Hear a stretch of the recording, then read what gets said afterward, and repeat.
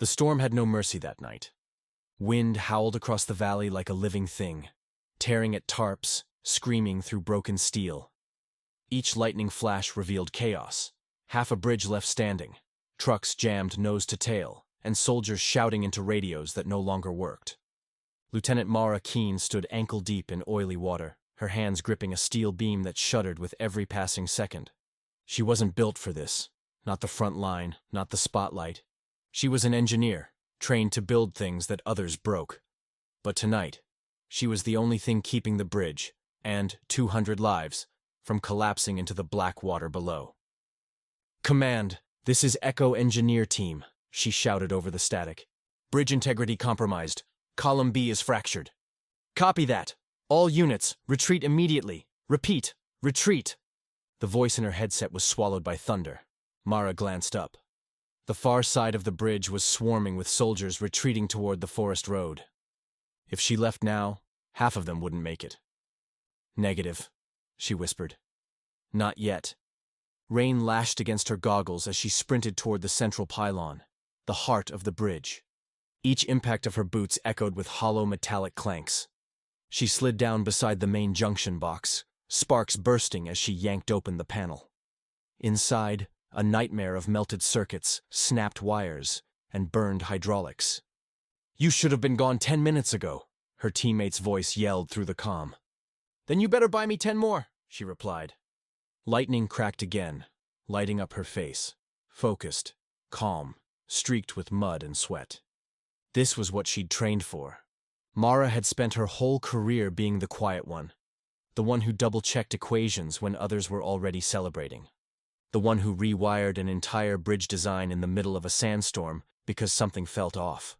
And every time, people told her the same thing. "You overthink, Lieutenant." But tonight, overthinking was the only thing keeping everyone alive. She jammed a wrench into the control valve, forcing the hydraulic pressure back online. The machine groaned in protest, steam hissing through ruptured pipes.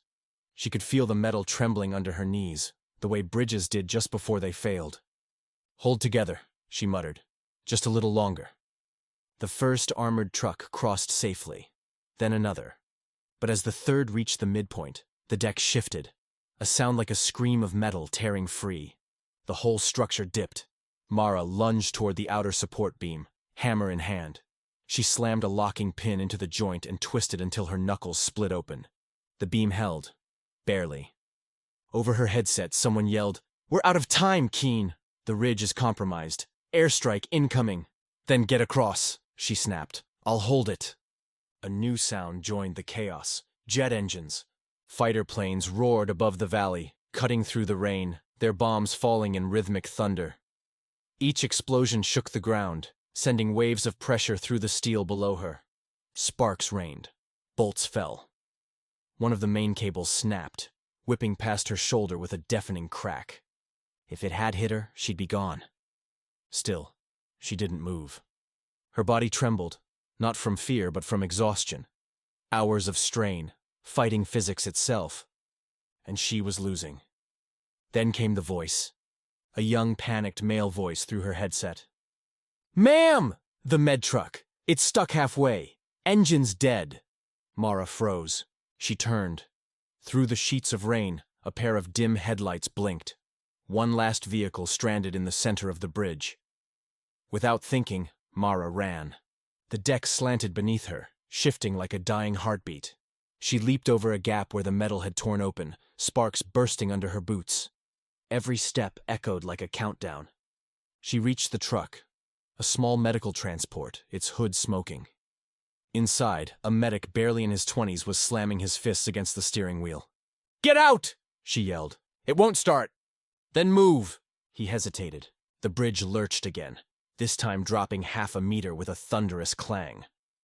Mara climbed onto the hood, reached through the broken windshield, and yanked the ignition wires with bare hands. Sparks bit her palms. "Come on, come on." The engine sputtered, coughed, then roared. "Now drive!" The medic floored it. Tires spun, caught, and the truck bolted forward. Mara jumped down, chasing after it as the deck behind her split in two. A final explosion somewhere upriver sent a shockwave through the air. The last suspension cable snapped. The middle of the bridge collapsed. Mara dove forward, barely catching the last steel beam as everything behind her vanished into the river. For a second, she hung there, suspended above chaos, her reflection flashing in the black water below. Her muscles burned, her grip slipped. She thought about her father, the man who had taught her to build model bridges as a child, who told her that every structure had a heartbeat. "If you listen close enough," he'd said, "you'll know when it's scared." Right now, the bridge was terrified, and so was she. With a cry, she pulled herself up, rolling onto the last surviving section just as the entire middle span broke free and fell away. The sound, that final collapsing groan, echoed across the valley for miles. When the sun finally rose, it found her sitting on the cold steel edge, her uniform torn, her helmet gone, staring at the river below. The bridge was gone, but the convoy had made it. Every one of them. Her commander approached quietly, stepping through mud and debris. He stopped beside her, eyes scanning the wreckage. "You disobeyed orders," he said softly. "Yes, sir." "And you saved everyone." She didn't reply. She just stared at the sunrise, the golden light reflecting off the shattered water. The commander took off his cap and saluted. No words, no speeches, just that.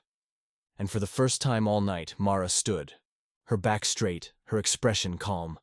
She returned the salute, slow and steady. Silence fell. It wasn't empty. It was earned. Months later, when engineers rebuilt the Rhone Bridge, they found something strange in the wreckage. A small metal tag welded to one of the surviving beams. It was hand-engraved, uneven, but still readable. "Held long enough." No one knew when she'd carved it. Some said it was during the storm, when she thought she'd die. Others said she came back after the war, in secret, and marked the bridge herself. The new bridge stands there today. Reinforced concrete, modern design, stronger than ever. But every time the rain hits its surface just right, it hums faintly. A deep metallic resonance that sounds almost like a heartbeat. And those who know the story say it's hers.